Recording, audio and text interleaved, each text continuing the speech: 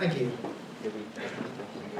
Thank you, Professor Ramadan. Thank you to the LSE Students' Union and the Islamic Society for inviting me. I'm very pleased to be here.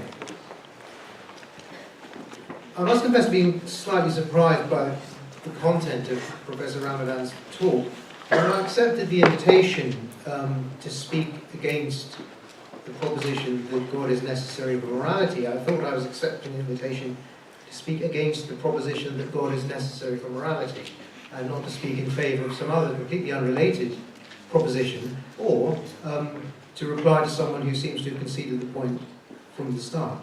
I didn't notice in Professor Ramadan's talk any actual arguments for the claim that God is necessary for religion, though he did touch on a number of other important points that I hope to discuss in the course of what I say, or in the modules afterwards. I'm going to mention 5 reasons for thinking that God is not necessary for morality. These are going to be 5 arguments that start from a very sort of abstract perspective and become increasingly concrete as I go on. That has become closer and closer to our everyday experience. So I'll start with more philosophical arguments and move on to more empirical arguments, but all of the arguments seem to me to have some force. And they're all reasons, as I said, for thinking that we can have, as Einstein remarked in Luke's initial comments, we can have a rich and full spiritual life, and we can have ethical conduct, and we can lead meaningful and ethically valid lives without any reference to God or any sort of religion or whatever. The first sort of reason is a very old argument, but I won't discuss it with reference to its ancient sources, but simply ask you to put to yourself the question, why do you act morally? Or why does anyone act morally? So if we think about moral acts, for instance, it might be giving to charity or being forbearing, loving your children, all of the other things that many of us, I hope, do. When we ask why we do those things, there might be 2 reasons. It might be for religious reasons, it might be because of God, or it might be for some other reason. If it's for some other reason, then it's already true that we have the means to recognise the difference between right or wrong and to act accordingly, quite independently of any religious system of belief. But if it's because of God, then it's difficult to see why what you're doing should be regarded as moral action at all. Acts that are motivated by the fact that the Scripture recommends it, or things that are avoided by the fact that the Scripture prohibits it, or that some or other form of religious teaching tells you that you should or shouldn't do it, often backed up by belief in certain forms of punishment that will take place after you die, are not moral acts, whatever the actual content of the act itself, but rather they're acts done for fear of punishment. Just as, my not committing some crime which I fully intended to commit because somebody's holding a gun to my head, my not doing it doesn't make me moral. It's rather that I'm doing it for perfectly good prudential reasons, that is, self-interested reasons. And if moral actions are done for that reason, which is, I think, the principal way in which religion can support morality, then it seems difficult to see how there can be any such thing as moral actions at all. The alternative, which seems to me much more plausible and likely in most cases, is that we already and independently have reasons for thinking that something's right or that something's wrong, and for acting accordingly. And those are reasons to which we can have access, if they do exist, without any reference to religious teachings or religious revelation or any other form by which these ancient doctrines have been transmitted. Now notice that nothing in that argument relies upon religion being false, or upon God's existing or not existing. I myself do think that all religions are false. But as Professor Ramadan commented, there's a classical Muslim tradition of people who think that reason is the source of morality, and that's something that we all have, and is not something for which we rely on divine inspiration or revelation or religious doctrine. And St. Paul has a similar, expresses a similar view, so it's also a view that's held by Christians. So whether or not you believe in God, or whether or not you're religious, I think this argument should carry some conviction. That is to say, this argument should give you good reasons, I think compelling reasons, to think that if we do have moral actions at all, then we can perform them and we can assess them quite independently of religion. To put it another way, if you can't tell the difference between right or wrong, if you don't know what it is to act morally or not, if you are a completely amoral agent, then being told about God and being told about religion isn't going to make you any more moral. It might make you act differently for self-interested reasons, but it won't turn you from an amoral agent into a moral agent. That's not what's going to turn that particular trick, if anything can.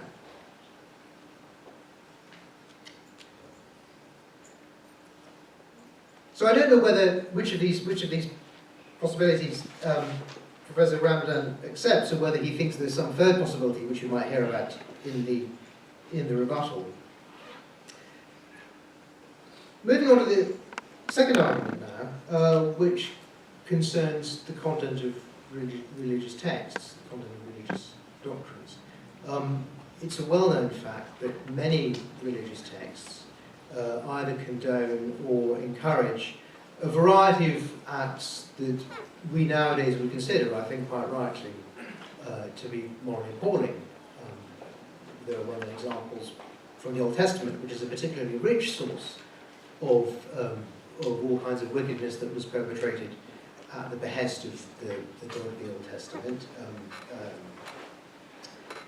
Murder, racism, infanticide, slavery, killing of homosexuals, a variety of other things which I think many of us would now regard as completely wrong, but which were, as I say, either condoned or in fact encouraged by religious scriptures.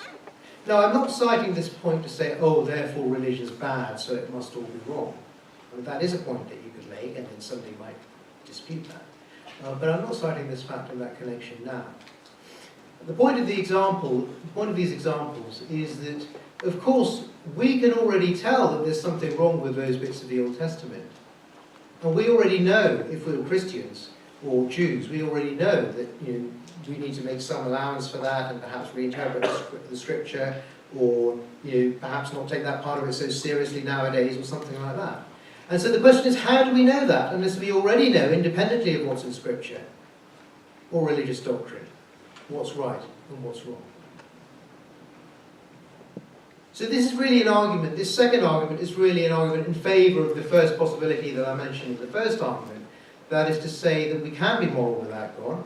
We do have an independent source of morality. We do have independent reasons for thinking that something's right or wrong.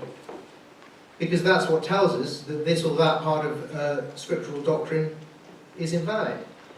Or at least bears some reinterpretation.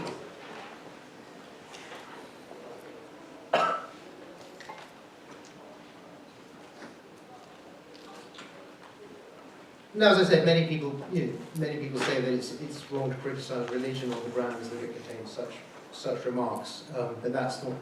Let me repeat and emphasise, that's not relevant to the argument that I'm presenting today.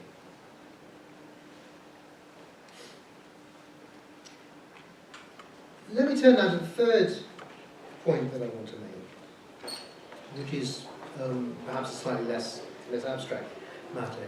And this connects, in a way, I suppose, with something that Professor Ramadan said about one's ego and the diminution of one's ego that might be consequent upon religious belief. I think that in some of the most significant ways, and the ways that cause most harm, quite the opposite is true. And what I have in mind there is really the fact that, as is well known, the existence of religion carries with it the existence of religious disagreement and religious schism and sectarianism. I don't just mean, of course, disagreements between religions, though these do exist and have been historically decisive in a variety of ways. I do also mean disagreements within particular religions. there is a war, a civil war going on within Islam itself that's been going on for the last, 1300 years, that's caused innumerable deaths and untold suffering to millions of people. The same can be said, of course, of Christianity. So the main schism in Christianity, which took place about 500 years ago, caused some of the most vicious and destructive wars in European history, for instance, the 30 Years' War and the English Civil War. These were essentially wars of religious disagreement. There are, of course, many other wars persisting into modern times that are essentially religious conflicts. An example would be the Nigerian Civil War, the Lebanese Civil War, all of the Arab-Israeli conflicts, the conflicts that took place in Northern Ireland between the late 60s and very recent times. All of these are essentially religious conflicts. That is, they arise as a result either of disagreement between adherents of different religions or as a result of schisms within some particular religion. Had religious disagreement not existed, they would never have started. Had religious disagreements not been so deep and heartfelt, those wars would not have been so vicious and unrelenting as they have been. And so here the point I want to make is what I suppose is one of the most pernicious things about religious belief, which is that precisely because it claims to be something that is in your heart, and perhaps in some sense, so it claims, beyond the reach of rational discussion, it sets itself up in the minds of its votaries as something which gives them a license to behave in all kinds of, not just inappropriate, but wicked ways.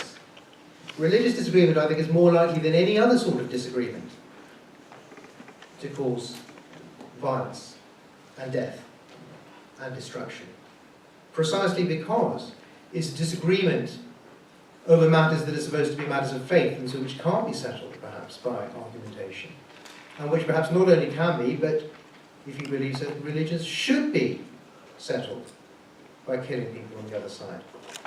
And as we've seen from the history of Europe since the 1520s and from the history of Islam since the 7th century, that's exactly what's happened, which is, I suppose, what you would expect.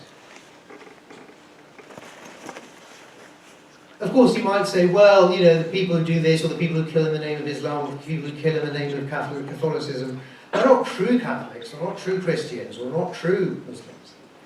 But then I agree with Professor Ramadan's remark that you shouldn't essentialize religion. You shouldn't have such a thing as the true Christian, or the true Muslim, or the true Buddhist. We should instead speak about historical trends and causation and the facts about the tendencies within these religions. And it is a simple fact that these are tendencies within systems of religious belief that do not arise with anything like as much frequency or have anything like as destructive an effect as tendencies that arise within very many other systems of belief, for instance, within philosophies or within systems of empirical belief.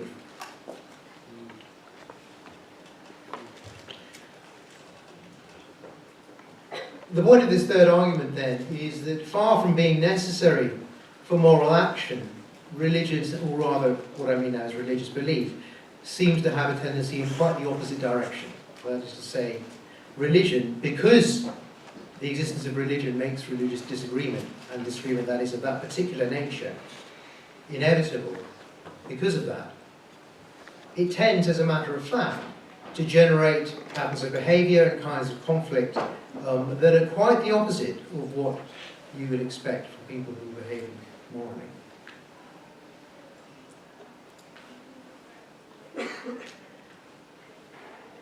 The fourth point that I want to discuss is a more, is perhaps moving closer to people's everyday experience and is a more empirical point, which just concerns the actual prevalence of behaviour that we should regard as moral or behaviour that we should regard as immoral in the world today. I would say that the evidence is not completely conclusive in either direction, but there certainly is some fairly good evidence of a correlation between, for instance, of a causation between, for instance, prevalence of religious belief and increased rates of certain crime, including homicides, increased rates of serious crime. many of the countries with the lowest crime rates in the world, the lowest homicide rates in the world, countries like Hong Kong and Sweden and Iceland and other countries where religious belief is not at all prevalent. In fact, religious belief is relatively rare. Not all of the countries where the homicide rate is low are religious countries, but most of them are. And many of the countries where it's higher are countries where people self-report that they have, there are very high levels of religious belief, people are more concerned about religion, and it plays a big role in their lives. Now, of course, it's true that the mere existence of a correlation between those two things doesn't show causation in either direction. And you might say the reason for that is because people who live in poorer countries or people who live in countries where there's more violence are more likely to seek solace in religion.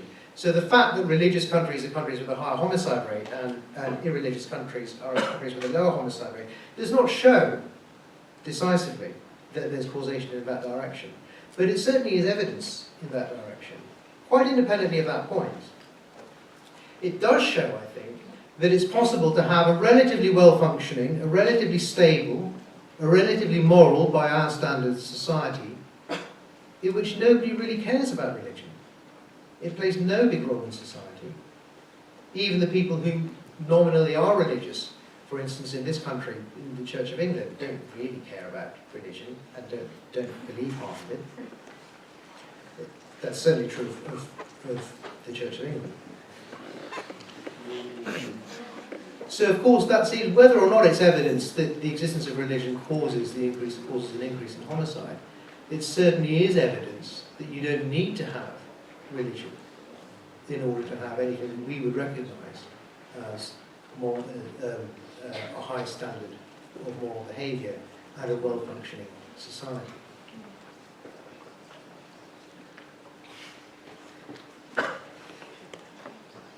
The fifth point that I want to make concerns your own everyday life.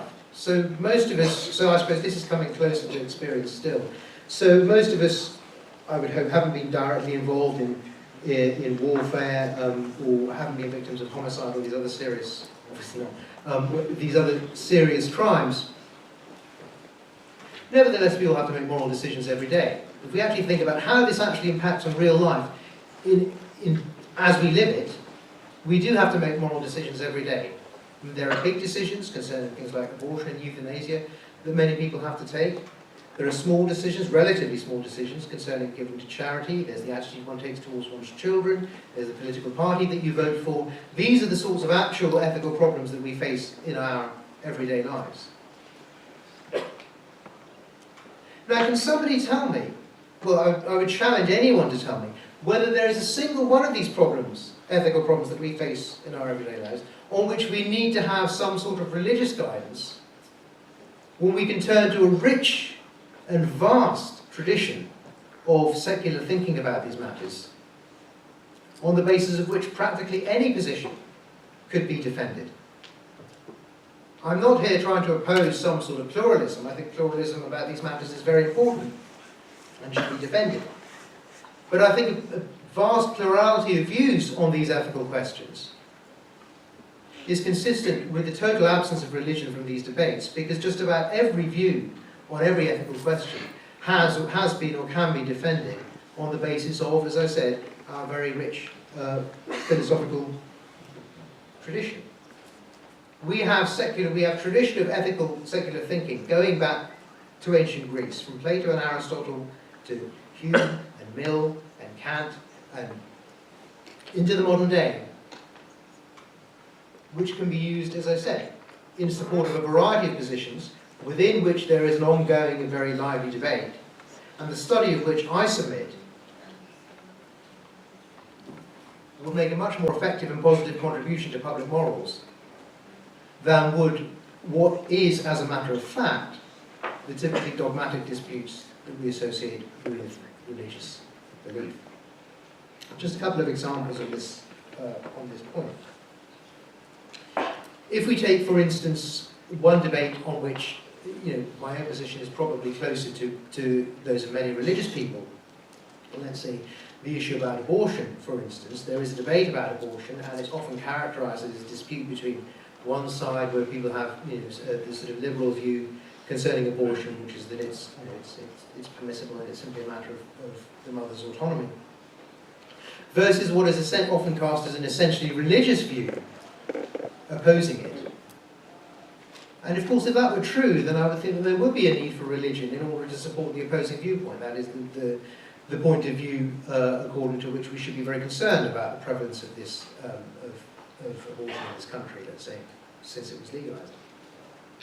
But of course, that need not be true. The essential issues in this very deep and important ethical question that faces us today can all be cast in rational philosophical terms, and the debate can be had in a much more sensible and rational way in those terms. So, for instance, we might want to ask whether the question is, when does something start becoming a person? Does a fetus start becoming a person at 20 weeks, or 24 weeks, or 10 weeks, or 38 weeks, or after it's born, or at some point in between those? What's the relationship between being a person and being the bearer of rights? How should we balance the rights of the unborn child against the rights of people who would benefit or disbenefit from its birth? These are all deep and interesting questions to which I don't pretend to have any definitive answers. But I do think that we can profit much more by approaching them in a rational way, as we do in the philosophical tradition, rather than by simply making it a matter of a dispute between a secular perspective and a religious perspective. Well, that was one example, and the point of the example was to show that in these actual, real ethical problems that face us, okay, not just abstract questions about your heart or the essence of a human being or something like that, but the genuine ethical problems that we all have to face, there is no need for us to appeal to religion or to God to settle these questions. We already have a rich and systematic, as I said, literature addressing them. I've got a little bit of time, so let me just mention a couple more points before I end. Professor Ahmad did talk very eloquently about the relationship between religious beliefs and the meaning of one's own life and the end of one's life. And he said that actually that's something that can go beyond morality and is connected with one's closeness to God. No doubt that's perfectly true as a statement of what some religious people believe, perhaps what all religious people believe. But I didn't hear any reason for thinking that that's something that either everyone does or everyone should think. Philosophy and other parts of our experience and culture can provide a whole range of ends, ultimate ends for one's life, which have nothing to do with God, whether or not you believe in Him. One might have as one's ultimate aim the welfare of one's children, or simply to leave the world a better place than one found it.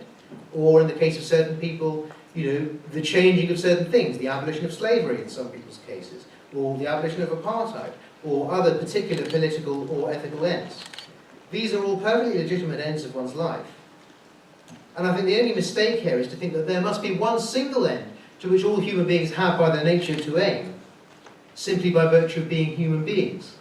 There's no evidence at all for that, and it's simply a fallacy to suppose that because we're all human beings, there must be some single thing to which the meaning of all our lives tend.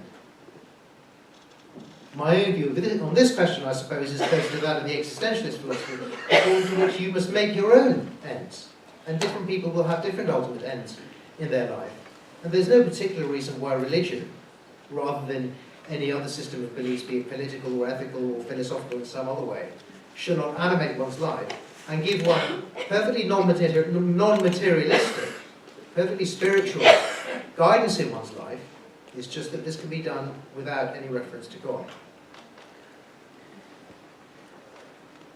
To sum up then, I've mentioned five arguments in favour of saying that we don't need God for morality. There was the argument that began with the dilemma about why people act morally. There was the argument concerning the sorts of actions that are condoned or encouraged in religious scriptures and how we know that those things are wrong. There was the argument from the fact that religion causes religious disagreement, and that has in fact caused the most vile and atrocious episodes in human history. There was the argument that, as a matter of fact, it seems that there's a strong correlation between well-functioning ethical societies and lack of religion. And finally, there was the argument that in the actual ethical problems that face us in our real lives, we have no need to avert to religion because we already have philosophical tradition that can answer our needs. Let me just finish. There was a very apt quote from Einstein that Professor Bowman's mentioned at the beginning. I just want to finish with a passage from the Dalai Lama, of which I disagree with the first sentence, but I agree with the rest of it, but I'll quote all of it. What he says is, all the world's major religions, with their emphasis on love, compassion, patience, tolerance, and forgiveness, can and do promote inner values. But the reality of the world today is that grounding ethics in religion is no longer adequate. This is why I'm increasingly convinced that the time has come to find a way of thinking about spirituality and ethics beyond religion altogether. Well, I think that time has long passed. Thank you.